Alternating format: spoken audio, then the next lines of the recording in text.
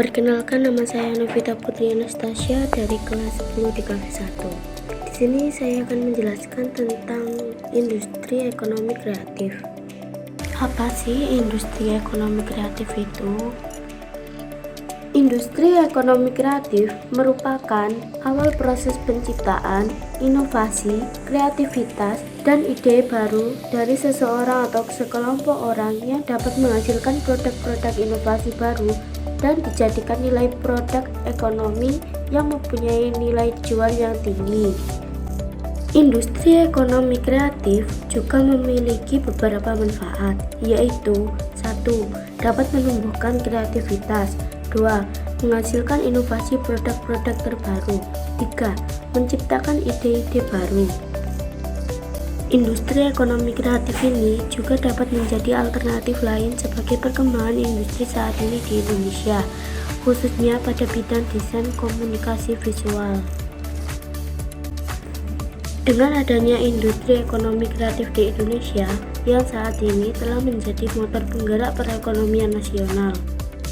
Salah satunya pada bidang desain komunikasi visual, merupakan salah satu dari 4 subsektor ekraf yang mengalami pertumbuhan sangat pesat karena memiliki peranan penting dan mampu memberikan dampak besar terhadap subsektor ekonomi kreatif di Indonesia.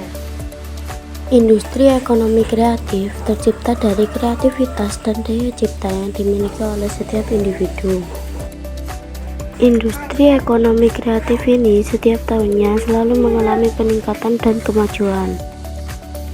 Ada banyak sektor industri kreatif yang berkembang di Indonesia, yaitu industri ekonomi kreatif di bidang fashion, desain, barang seni, fotografi, videografi, arsitektur, dan sebagainya. Nah, sekarang apa aja sih hal-hal yang mempengaruhi kemajuan dari suatu industri kreatif itu? Pertama, yaitu kreativitas, karena pelaku dari industri kreatif dituntut untuk memiliki kreativitas yang tinggi. Itulah kenapa saat ini banyak sekali industri kreatif dipegang oleh anak-anak yang muda, karena anak-anak muda memiliki ide-ide liar dan berani berinovasi tanpa batas.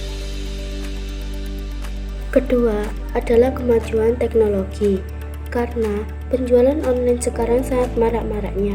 Jadi, produk-produk kreatif yang dibuat oleh pelaku industri kreatif dipasarkan melalui media online.